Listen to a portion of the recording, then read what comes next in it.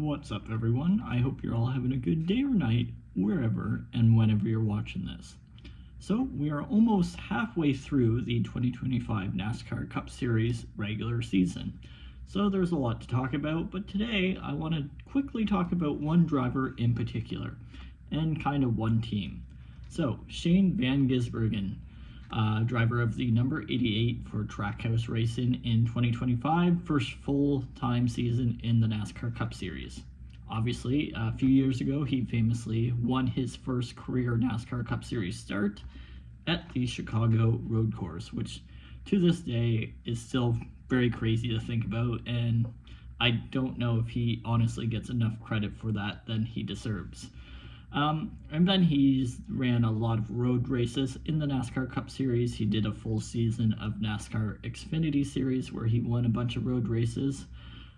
So he has a lot of success in the road course style of NASCAR races.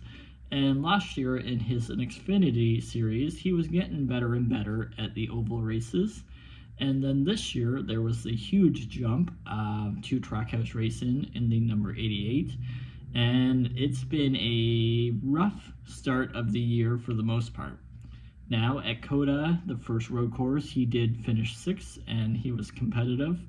But let's just look at the other tracks that have been ovals. So he has 12 races. He's led 25 laps.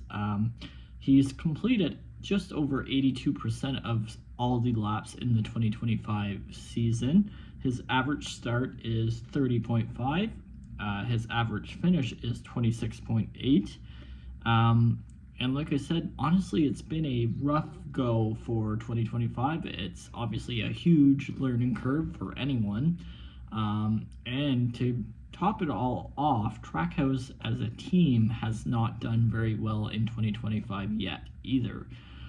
There's certainly been some good finishing positions by Ross and Daniel, but overall the speed certainly has not been there compared to years previous. Now, for Shane, like I said, it's been a tough go for sure, but there has been a bit of promise in the last few weeks. At Texas, a few weeks ago, he finished 22nd, and then last week at Kansas, he finished 20th. So I do think he's improving and starting to learn the car and such more on ovals, and I do think that's a very good sign, and chances are he very well could win a road course race and get into the playoffs, even though he is one of the last cars in points right now, which that's a whole different debate for a different video. But I just wanted to point out it's been a rough season for him. I'm sure the learning curve is steep, but I do not blame him for everything. I do think Trackhouse as a team has not been performing as well as they should either. So I do tend to wonder what it would be like if he was in a top team. I don't think the results would be much better, but just something to think about. I'll be curious to see how the rest of this year goes and if he gets into the playoffs, and yeah, we'll see what happens. But I just wanted to do a little update.